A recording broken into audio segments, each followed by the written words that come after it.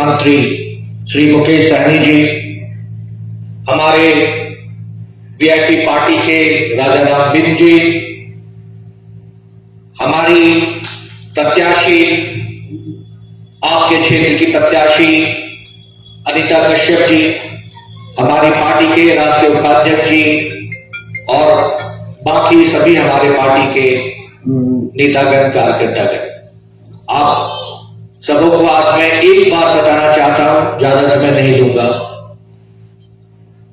बिहार में पिछले चुनाव में एक ऐतिहासिक घटना हुई, आवाज नहीं आ रही, और वो घटना ऐसी हुई जिसने पूरे भारतवर्ष के निषाद समाज को, कश्यप समाज को जगा दिया।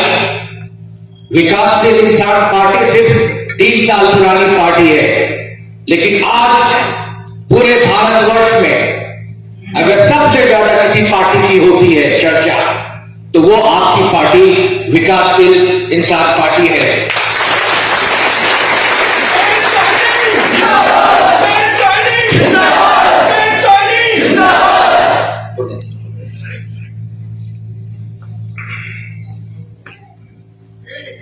आज उत्तर प्रदेश का ये जो चुनाव है, वो जैसी घटना बिहार में हुई पिछले विधानसभा चुनाव में, हम आज उसी ऐतिहासिक कालखंड में यहां बैठे हैं।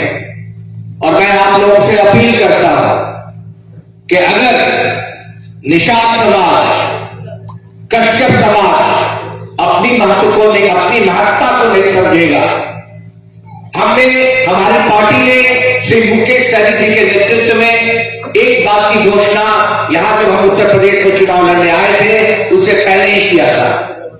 आप सबको पता है कि बिहार में हम एनडीए गठबंधन में हैं, भारतीय जनता पार्टी के साथ है।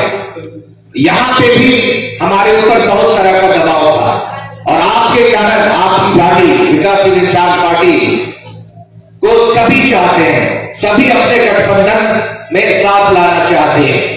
लेकिन हमने सिर्फ एक मांग की है, और वो मांग ये है कि निषाद समाज, कश्यप समाज को जब तक आरक्षण का लाभ नहीं मिलेगा, हम किसी के साथ गठबंधन नहीं करेंगे। हमने ये घोषणा की, और हमारे पार्टी के नेता उनके नेतृत्व में 12-15 सीटों के लिए अपनी पार्टी को नहीं बेचा। हम पूरे उत्तर प्रदेश में अधिकांश सीटों पर लड़ रहे हैं, और ये बताना चाहते हैं जितने भी आज के भारत सरकार के लोग हैं या उत्तर प्रदेश सरकार में लोग बैठे हुए हैं, उन्हें ये बताना चाहते हैं कि निषाद समाज और कश्यप समाज अब जाग चुका है। उनकी महत्ता को आपको समझना होगा, और उनका अधिकार उन्हें देना होगा। आज समय आ गया है कि आपको अपना अधिकार लड़के लेना है, मांग के नहीं लेना है।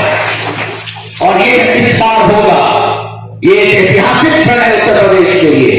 आप सबों से आग्रह है कि विकासशील इंसान पार्टी को वोट दें और अपने समाज को मजबूती प्रदान करें। मैं बिहार से यही कहने के लिए आपके पास आया था।